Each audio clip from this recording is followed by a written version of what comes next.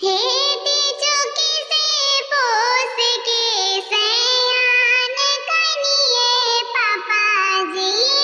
हेती चुकी से पोस के सयान कनिए पापा जी। जाने बैठ के कन्यादान कनिए पापा जी।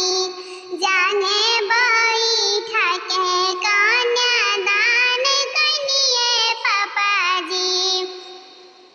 आपन जंजलवा उतार देनिए पापा जी।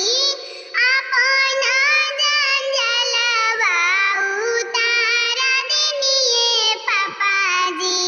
हमके जंजलवा में डाल देनिए पापा जी। हमके जंजलवा में डाल देनिए पापा जी। अंगूठी पहना के फुसला देनिए पापा जी। अंगूठी पहना के फुसला देनिए पापा जी।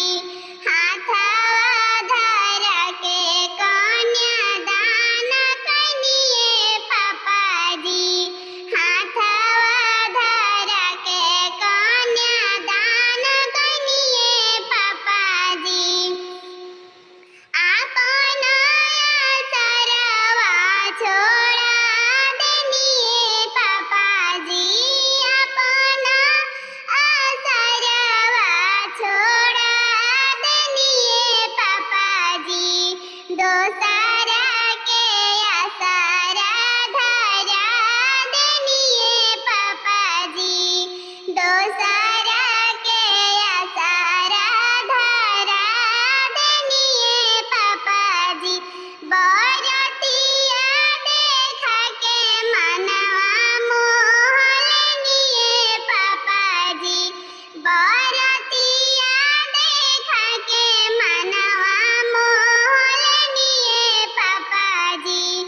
डोलिया चढ़ा के हमके विदा कनिए पापा जी। डोलिया चढ़ा के हमके विदा कनिए पापा जी। आपन दुअरवा छोड़ा देनिए पापा जी।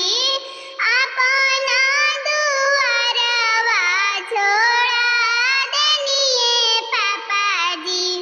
दोसरा के दुआरा बैठा देनिए पापा जी। दोसरा